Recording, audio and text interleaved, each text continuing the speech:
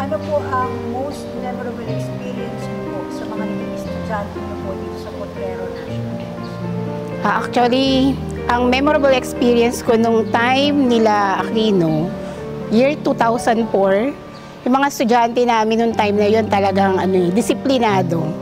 Mababait sila, kahit na nagmi-meeting kami ng faculty, patatawag kami ng principal, walang teacher sa mga classroom, tahimik sila, hindi sila nag-iingay. Iiwanan mo lang ang gagawin yan. Pagkatapos namin ng meeting, pagbalik namin sa classroom, ganun pa rin sila. Talagang ginagawa nila lahat ng pinagagawa namin. Ang mga 2004 batch, yan yung mga mahihilig sa mga activities.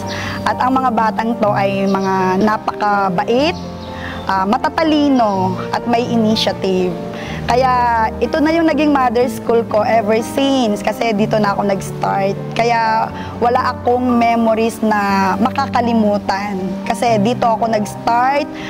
Ang mga bata ngayon, mga estudyante namin ngayon, mga anak na ng mga estudyante namin noon, lalo na sa batch ng 2004. During that time, ang school namin kasi hindi ganito siya kalaki. Even though maliit yung school namin that time, talagang napakasaya. Mapipil mo sa bata yung unang-una, yung respeto nila sa mga guro. Lalo na yung sa batch ni Aquino Plotado.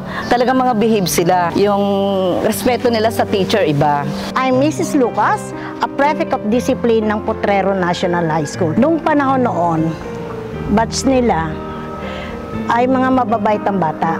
Isang tingin ko lang at isang tayo ko lang, sa super ganda ko, tumatakbo na sila sa kwarto. Okay? So, lahat alam naman nila na bawal lahat, make-up, may kulay, lahat. Okay? So, ang focus ko kasi doon, to discipline. The most memorable experience sa mga estudyante ko ay yung part na nadidisiplina mga mag-aaral, tapos yung kabaitan ng mga mag-aaral namin, may malasakit. And in fact, naging guidance counselor ako rito and free pick-up discipline. So I had some experiences here in Potrero National High School.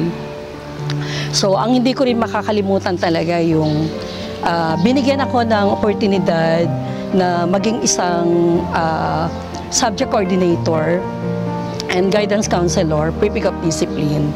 Marami kong experiences na magaganda rito sa Potrero National High School na hindi ko talaga makakalimutan sa tanang buhay ko. As a teacher, during the time of Aquino, there are a lot of memorable experiences. So usually, ang most unforgettable experience is dealing with mga pasaway. Hindi rin naman nawawala, syempre may pasaway noon, may pasaway ngayon.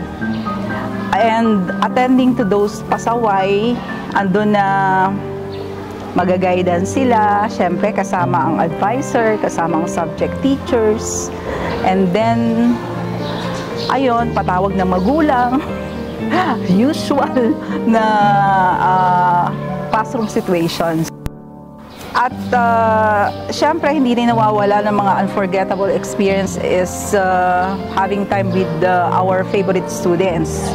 And one of our favorite students that time in my subject, syempre si Aquino. I'm his English teacher. In my subject, madalas, syempre, siya yung medyo magaling. The reason why I chose him as one of the best in my English subject, although hindi naman siya Section 1 noon, as well as kasi pinipili yung mga nasa Section 1. I will always say, Aquino, are you done with your work? Aquino, pakicheck nga itong papel ng mga kaklase mo, pakirecord na rin.